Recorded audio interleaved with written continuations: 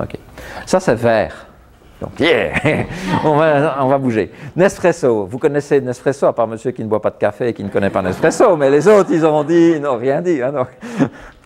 Alors, je vais vous demander de faire le business model de Nespresso. Je vous le rappelle en 2 minutes. Hein, donc, il y a une machine, on ouvre là-bas, on met une capsule, on pousse le bouton dans le café.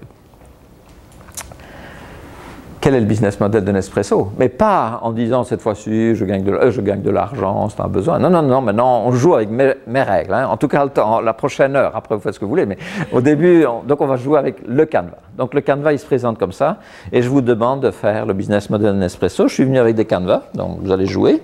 Mais si je vous donne, même si vous connaissez plus ou moins, il faudrait vraiment 20-25 minutes, on va répéter les temps. Donc ici, je vous ai préparé le travail. Donc, je vous donne un canevas, puis je vous donne des stickers, et vous mettez ça à la bonne place. Donc, par exemple, ici, Coffee Experience, ça c'est une proposition de valeur. Et puis, vous continuez comme ça, et il faut en fait garantir qu'à la fin, vous avez mis tout ça là-dessus. Et vous avez 6 minutes, ça c'est la contrainte de l'entrepreneur qui travaille toujours sous contrainte, et dans ce cas-ci, ça serait une contrainte temporelle forte. Et je vous donne 1 pour 2, grosso modo, donc je ne sais pas comment vous faites, par exemple, un là, ou un ici. Ou bien avec lui, ok. Alors ici 1 pour 2 par exemple là-bas, 1 pour 2 avec vous ici. Vous faites, ou par 3, 1 par 3 c'est bon aussi. Voilà. Vous regroupez comme ça, ok.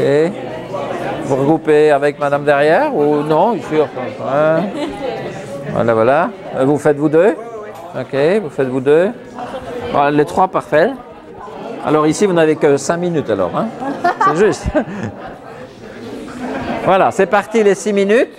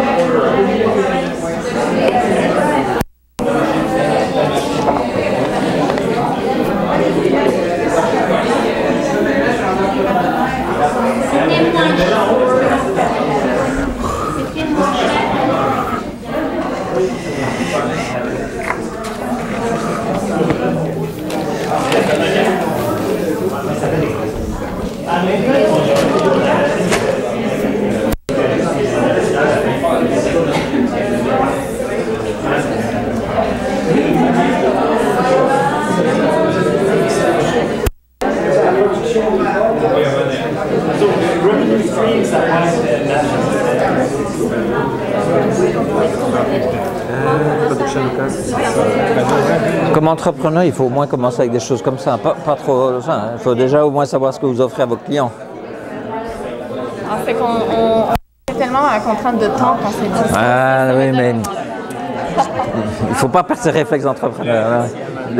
D'abord là, peut-être là, qui sont les clients, ça c'est vraiment le triangle quand même assez important. Donc ça c'est pour faire de l'argent, les clients c'est des gens comme ça c'est des trucs.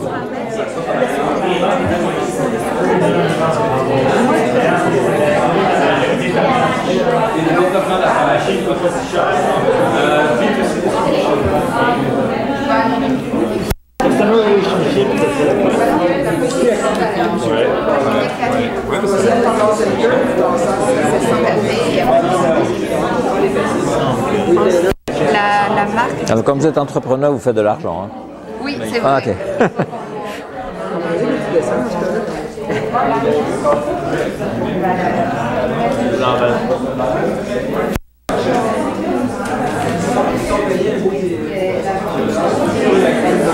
De quoi c'est une... Espresso machine.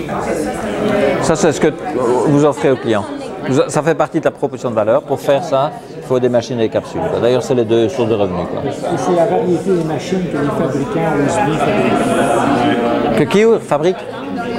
Les fabricants, la variété de ceux qui fabriquent des machines pour Nespresso, parce qu'eux font juste le corps de la machine. Ouais, Engin d'extraction. Production facilities. Ça dépend. Ouais, ça dépend. Voilà. Donc la production facility, c'est pour les capsules, donc c'est plutôt là. Ça, c'est ceux qui font les machines, c'est plutôt là, parce qu'ils le feront faire à l'extérieur. C'est sous licence. Donc il faut, ça vous savez ce que vous faites, mais il faudrait avoir une idée des clients. Oui. Hein, ça compte pas? Boire du café, c'est pas bon pour la santé. Donc tu écris à la maison, mais sauf lui, je sais pas. Les magasins, c'est... Magasin, c'est une façon d'atteindre. Ouais. Je suis pas sûr que je ne mettrais pas comme étant une ressource. Alors, vous êtes entrepreneur, donc il y a deux choses clés. Hein? Lui, il est entrepreneur, oui. Oui, oui. Alors, en tout cas, c'est de savoir ce que j'offre Oui. à ces gens-là et comment je fais de l'argent. Ça, c'est vraiment le triangle, quoi. Hein? Donc, Les ça va être commencent par là, l'argent. mais ils ont décidé de commencer par les prix. On peut s'arbitrer. Vous avez un entrepreneur qui commence par ses ressources, ça arrive. Il sait qu'il a quelque chose de fort et il offre. Parfois, il veut savoir aussi, mais qu'est-ce que je vais offrir? Donc, ce que j'offre, c'est des... Non, mais ce que moi j'apprécie du Canva, justement, c'est de pouvoir commencer comme on veut. Exactement. Bien sûr, bien sûr, bien sûr. On est 8 personnes, on est tous Bien sûr, bien sûr. Bien sûr. Bien sûr.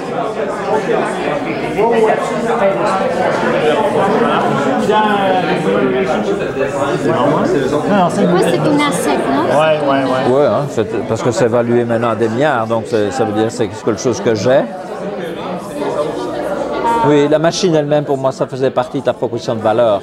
Vous l'avez au sens où, par exemple, la production facility, ça c'est quelque chose que j'ai, mais la machine elle-même, bien sûr, c'est ce que j'offre aux clients. C'est comme les capsules. D'ailleurs, c'est vos deux sources de revenus. Hein. Donc, j'ai deux morceaux. Quoi.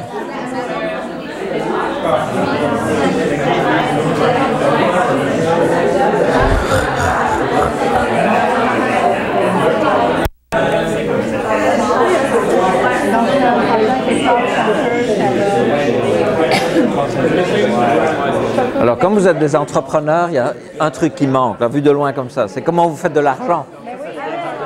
On regardait pour la fin. Ah oui, à la fin.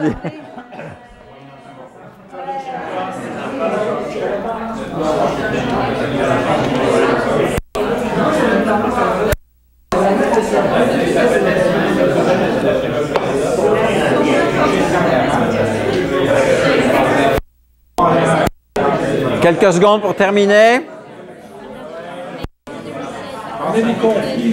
Ah, ben ça, dans une équipe de projet, ça. Le call center, c'est une façon d'atteindre le client parce qu'on peut commander du café par le call center. Et ça peut être aussi, bien sûr, une façon de garder la relation client. Mais...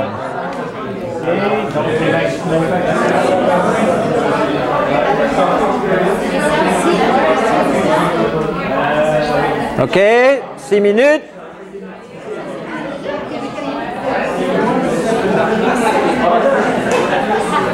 Voilà, on revient dans la salle, vous revenez avec moi. Bon appétit. OK, on revient. Oh! Time over. OK, alors je revisite avec vous, mais vous l'avez à peu près tous en face de vous. Donc, première chose dans cette proposition de valeur, d'offrir le meilleur café. Pourquoi est-ce qu'on a mis Expérience Café? Éric Favre, son espoir, c'était d'offrir un café aussi bon que le café dans le meilleur café à Rome, mais à la maison. Ça, c'était... Et vous allez voir, je vais raconter l'histoire dans un moment, mais il n'y arrive pas bien. Et il va y arriver comment? Ah, il va en Italie, sa femme italienne. Il essayait de mettre, c'est l'instruction qu'il avait reçue à Nestlé, à Vercher-les-Blancs, près de chez nous, de mettre du café dans un sachet, comme le thé. Et ça ne marche pas, ça perd son odeur, il n'arrive pas. Donc il part, il va notamment à Rome, chez Eugenio, meilleur café à Rome, la file devant le café, les grosses machines à piston, etc. Il discute avec lui pendant un bon bout. Et le gars, mais pourquoi tu n'arrêtes pas de pistonner, enfin, de manu? Et le gars lui dit, ah, il faut toujours purger ces trucs-là, ça ne marche pas. Mais le café est bon. Il revient à Vercher-les-Blancs, en Suisse, et une semaine plus tard, Eric, tu as fait une grosse erreur. Il est chimiste. Tu as fait une grosse erreur. Tu essaies de faire du café avec de l'eau et du café. Ah non, du bon café. C'est de l'eau, du café et de l'air. Donc il redonne dans son labo, il habitait tout près, il met 80 bars, il voit, ah, la mousse vient au-dessus. Et cette mousse, en fait, elle vient dans le palais, elle éclate, ces bulles, c'est ça qui donne la saveur. C'est la même chose que le coca. D'accord? Et donc c'est vraiment ça le point de départ. Cette innovation, il l'a fait dans les années 70, 70, fin des années 70, elle ne va plus changer. Après, il va y avoir des brevets qui vont venir. Mais... Donc l'innovation produit est là. Business model, c'est des machines offertes à des ménages et des business. Pourquoi il y a deux segments de clients? Ben, vous avez vu, il y a les capsules coniques, ça c'est à la maison, et il y a des capsules plates, avec une autre entrée que vous voyez dans les hôtels ou dans des entreprises. Au début c'était la même, c'était que des coniques. Et puis ces gens-là se sont un peu plaints. Ils ont dit, c'est les mêmes dans mon bureau à la maison. Certains employés prennent ces capsules, les utilisent à la maison, puisque c'est la même entrée. Jamais au Canada, mais dans certains pays en tout cas. Et donc, ils ont fait des plates pour ce public, plutôt entreprise, des machines plus chères, plus grosses et tout ça, pour éviter un peu le transfert. Ça, c'est une des raisons. Alors, le canal de la machine est essentiellement les détaillants. D'accord? Donc, les grandes marques que vous avez, les grandes chaînes et tout ça. Ça, mais ces gens-là ne peuvent pas vendre des capsules, on va voir ça tout à l'heure. D'accord? Donc, c'est des machines essentiellement. Et le revenu qui vient de ces gens-là pour cette partie-là, c'est-à-dire la machine, c'est les ventes de machines qu'on fait qu'une fois tous les 2, 3, 4, 5, 6 ans. D'accord? Donc, c'est un revenu qui arrive qu'une seule fois. Mais ce revenu est en grande partie, pour ces gens-là, un partenariat qu'ils ont depuis le début avec les grandes marques de fabricants de machines. Thermix, Bosch, Moulinex, donc vraiment les toutes grandes marques avec lesquelles Nestlé a signé au départ. Ça, c'est pour les machines. Puis après, j'ai les capsules. Les capsules, ça j'en vends plusieurs par période de temps, plusieurs par semaine, par mois, Et eux, je vais utiliser une variété de canaux absolument incroyable. Donc au début, ils utilisent la vente par correspondance. Puis, ils utilisent les call centers pour commander le café par téléphone. Un peu comme une société de vente par correspondance, VPC. Puis en 2000, quand le commerce électronique arrive, ils rajoutent le site web et on peut commander sur le site web. Et beaucoup plus récemment, dans les début des années 2000, 2005 et suivants, ils vont introduire des magasins physiques. Là, c'était que des canaux, entre guillemets, à part ceux-ci qui étaient les externes physiques et ceux-là, c'était plutôt des virtuels. Là, c'est vraiment un canal. Et vous avez vu certains magasins, je ne sais pas si à Québec, mais il y a à Montréal, et il y a dans 140 pays des magasins. Vous achetez du café comme vous achetez une montre suisse ou du chocolat de haut de gamme, quoi. Donc ça, c'est... Alors, le revenu de ça, c'est un gros revenu. Et c'est plus gros que ceux-là, parce que ce revenu, il est pour ma poche. Il n'est pas pour ces gens-là. Bien sûr, je vais payer des fabricants de café et tout ça, mais il y a un gros... On le sait, puisque le café, on a déjà vu qu'au niveau du détail, il était 7-8 fois plus cher. La relation client est très particulière. C'est professionnel, c'est la marque, c'est Clooney, c'est Jennifer Lopez dans certains pays d'Amérique latine. Et donc, c'est quoi? Vous recevez 5 kilos de documentation quand vous achetez une machine à café, vous faites partie du club Nespresso, vous recevez une offre spéciale à Noël. Enfin, vraiment, on travaille fort sur cette relation un peu là. Et en même temps, j'ai écrit derrière verrouillé parce que une fois que tu as acheté la machine à café, tu ne sais plus acheter les capsules ailleurs. Pourquoi? Parce que je vais les protéger par une ressource que j'ai, qui sont les brevets. J'ai à peu près 200, ils ont à peu près 250 brevets pour protéger la façon de trouer avec une aiguille, la façon de rentrer une capsule, la façon de la percer en dessous. Et vraiment, c'est incroyable. Il y a certains brevets qui sont venus à échéance, donc il y a un peu de concurrents qui arrivent, mais ça, ils ont. Donc c'est quelque chose qu'ils ont, c'est un intangible, mais c'est vraiment quelque chose qui protège cette relation verrouillée. Et puis ils ont aussi des usines. Vous avez une idée combien de capsules ils font par jour? Des millions, des milliards par an. Et que en Suisse. Et tout part de là. Gardez ça en tête parce que ça va avoir un impact ici. Et enfin, ils ont la marque qui a une grande valeur maintenant, donc au niveau marketing, si vous voulez. Ça, c'est quelque chose qu'ils ont. Qu'est-ce qu'ils font essentiellement? Ils font du marketing, vous le savez bien. C'est Clooney que vous voyez dans tous les aéroports, c'est les billets de boutique et tout ça. Donc ça, c'est une grosse activité. Ils ont cette activité de production puisqu'ils font eux-mêmes, contrairement à ça. La production ne va que pour les capsules et eux que pour les machines. Et pourquoi j'ajoute ceci? La distribution est phénoménale. C'est une activité qui est au cœur de leur business model parce qu'il faut envoyer ces milliards de capsules à Singapour, en Japon, aux États-Unis, au Brésil, en Afrique. Donc c'est vraiment quelque chose qui est clé dans leur business model, qu'ils ont développé de façon vraiment énorme avec cette idée, on va tout faire en Suisse pour garder le truc verrouillé chez nous. Et puis les coûts sont principalement reliés à ces trois. Donc là, à peu près une idée du business model de Nespresso. Oh oh.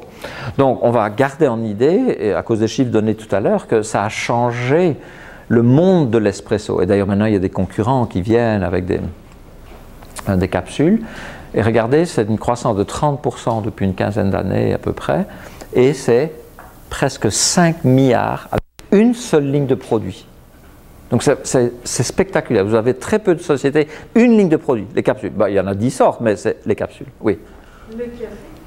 Oui, alors je l'avais mis là. Le café, c'est une ressource. C'est pas le café qu'ils ont, c'est l'accès au café.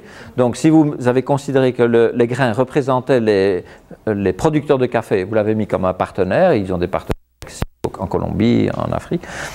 Et si vous avez considéré que c'était l'accès au café, c'est une ressource. D'accord, c'est une ressource. Mais ça, c'était pas étonnant. Nestlé est dans le monde du café depuis très longtemps, donc c'est une ressource qu'ils avaient, on dit, mais c'est pas vraiment pur un espresso.